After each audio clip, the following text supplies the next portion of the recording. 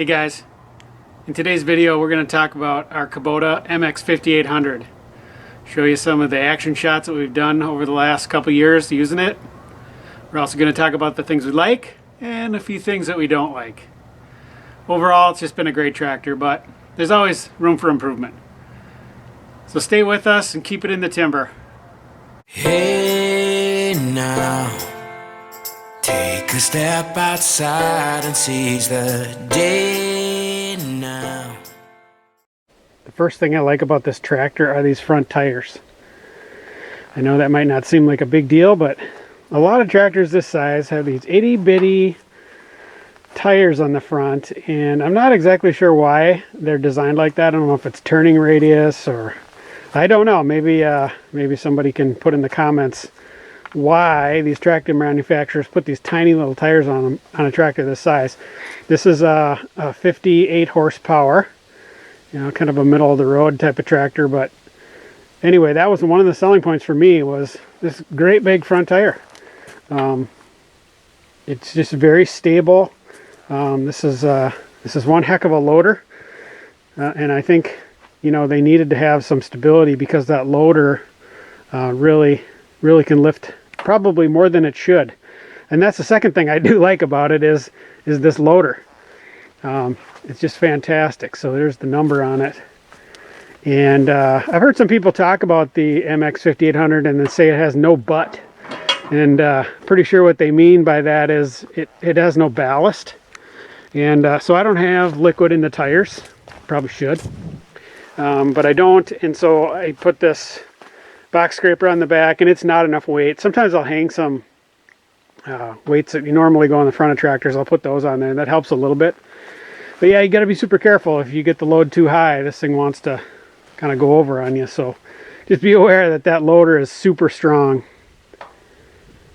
All right, third thing I like about this tractor is the third function. And I know that's not something that's special on this tractor. You can put a third function on any tractor, but we use this third function almost every time we're on the tractor. I know when you have a bucket on, it's not useful, but we keep the grapple on this thing almost all the time, and the third function is just awesome. We put it on after the fact, and it was kind of painful to do that. So if you're considering a third function, my advice would be absolutely put it on the tractor. And if you're doing some financing with your tractor, do it right away so you don't feel that pain. But love the third function, just super good. If you look down here, it's got the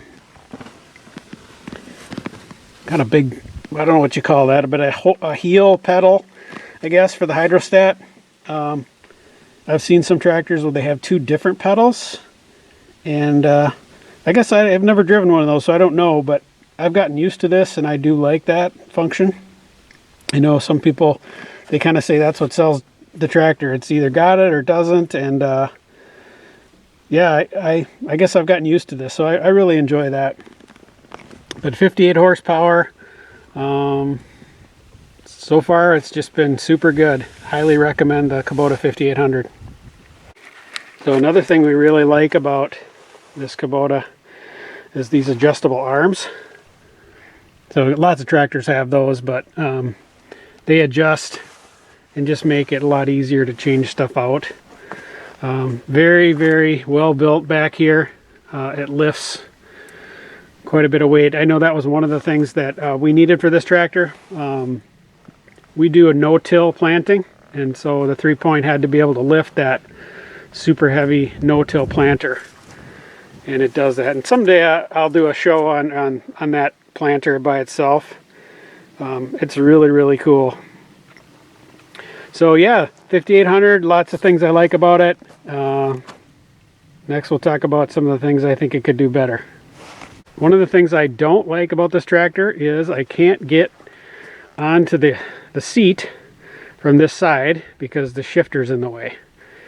I'm not sure why some of the tractors are designed this way, but it just seems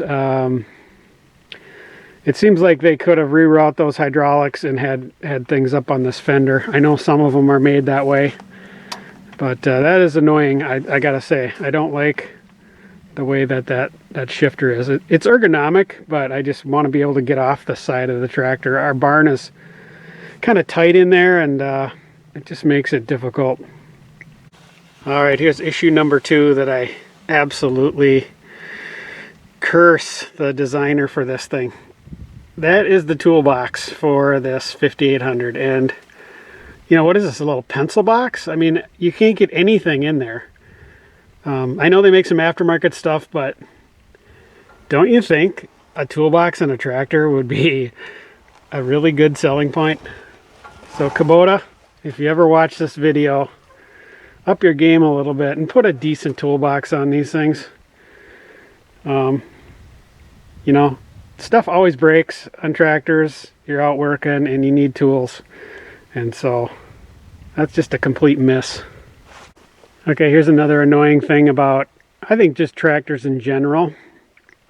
You know, they put this brush guard on here that does absolutely no good. You can see our grill's busted. You know, we were moving some sticks or whatever, and you can't see that great on these tractors, and I don't know, almost put a stick right through the radiator. So I know guys will weld up some mesh, and well, you know, why do you have to do that? It's just tractor manufacturers. Let's have a brush guard that makes sense, okay? This thing doesn't do anything. It looks good, I guess, and it's in the way when you open the hood. So I think that's something that tractor manufacturers could do better. Okay, the last thing I want to talk about is the open station. I have a love-hate for the open station. So the pros to that are they're a lot less money. And, you know, when you got nice weather like today, what is it, maybe 35, 40 degrees out, and up to about 65 degrees, it's great. You can jump on and off really quick. Weather's not a factor. But as soon as it gets super cold or super hot, or if it's buggy, I would just love to have a cab. And I know they're like $8,000, $10,000. So, you know, you get what you pay for, but I kind of have a love-hate, I guess, for the open station. No tilt wheel. I'm not sure that's super needed. You know, a lot of that stuff kind of seems like something that, you know, you like it in the showroom, but you never use it. I suppose if you're a bigger guy, maybe you want to move it up and down. I'm small. I'm 5'6", 5'7", so jumping up and down on this thing is no big deal. You know, a lot of tractors come with a kind of a floor mat. You know, as you can see, the paint's coming off here, so that's kind of annoying too.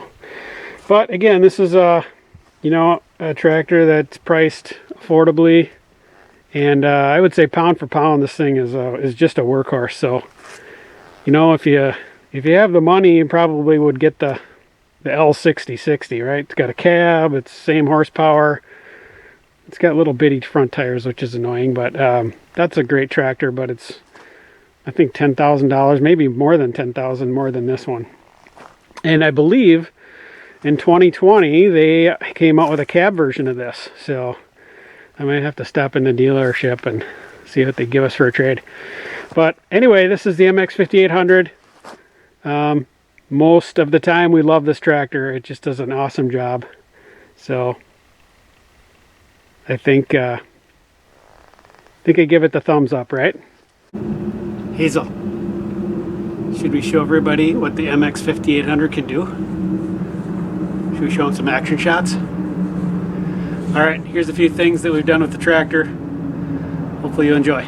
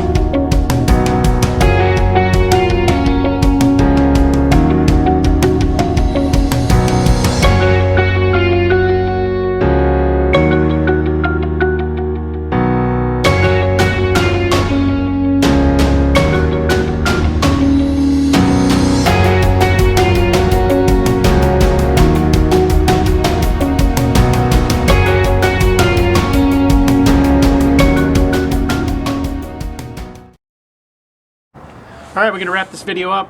Hopefully you enjoyed some of the things about our MX5800 Kubota tractor. If you like the video, hit subscribe, hit the little bell if you want to be notified, and let your friends know about it. We're just getting the channel started. And remember, keep it in the timber.